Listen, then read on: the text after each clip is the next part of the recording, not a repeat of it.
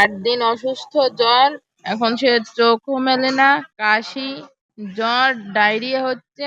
Saline দেওয়ার পর একটু সুস্থর দিক গেছে। প্রথমে তো জ্বর হয়েছে, জ্বরের পরে হামে দেখা দিয়েছে, এরপরে হসপিটালে এনে ভর্তি করছি বাগেরহাট সদর হাসপাতাল। আজকে 3 দিন। বাচ্চার হয়েছে জ্বর, পাতলা পায়খানা, কাশি, আর কিছু খাওয়া দাওয়া করে না, হাম, কাশি, পাতলা পায়খানা। বেটের কথা কইছে, বেট নাই। জ্বর 103, 2 জ্বর কমে না। তারপরে পাশের এক ডাক্তারে দেখাইছি, পরে অ্যান্টিবায়োটিক দিয়েছে, পরে তো গায়ের এগুলা জায়গা গেছে। তারপরে হলো এই সদর হসপিটালে কালকে আসছি আমরা।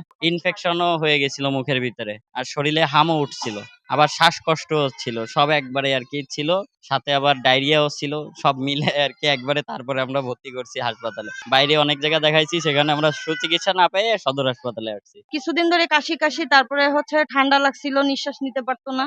হঠাৎ করেই জ্বর উঠছে, জ্বর ওঠার পরে ওর পুরো শরীরে মানে অ্যালার্জি জাতীয় মানে হাম জাতীয় কিছু একটা উঠছে। তারপরে হচ্ছে আমরা কালকে হসপিটালে নিয়ে আসছি। প্রতিদিন গড়ে 7 থেকে 8টা হামের রোগী নতুন ভাবে ভর্তি হচ্ছে এবং অনেক সময় তার বেশিও আসতেছে।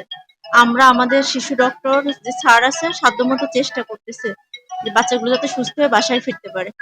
হামের কথা যদি আমরা চলতে আসি, আমাদের বাগেরহাট 250 জেলা হাসপাতালে এ পর্যন্ত 373 জন হামের রোগী, হাম না সম্ভাব্য হাম, এর ভিতরে অনেকের হাম আছে, অনেকেরই হাম সম্ভাব্য হামের রোগী 373 জন রোগী আমরা সেবা নিয়েছে।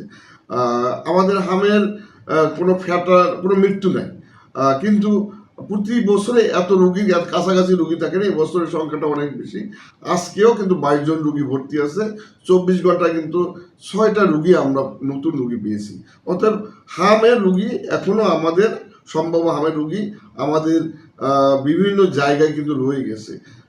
অতএব হাম প্রতিরোধ করার জন্য একমাত্র ব্যবস্থা হলো ভ্যাকসিনেশন। আমরা দেখা যাচ্ছে যে গত সময় মতো যদি আমরা ভ্যাকসিনটা ঠিকমতো দিতে পারতাম, যে জায়গায় যে ভ্যাকসিনটা দেওয়ার কথা ছিল 25 সালে, আমরা সেই 25 সালে ভ্যাকসিন না দেওয়ার কারণে একটা আউটব্রেক হয়। এই এখন যেহেতু টিকা দেওয়া হয়েছে, অনেক অসুস্থ বাচ্চা ছিল যারা টিকার আওতার মধ্যে ছিল না, তারা টিকা দেয় নাই। এখন আমি মনে করি সব বাচ্চা যদি টিকার আওতায় আসে তাহলে হাম প্রতিরোধ করা সম্ভব হবে।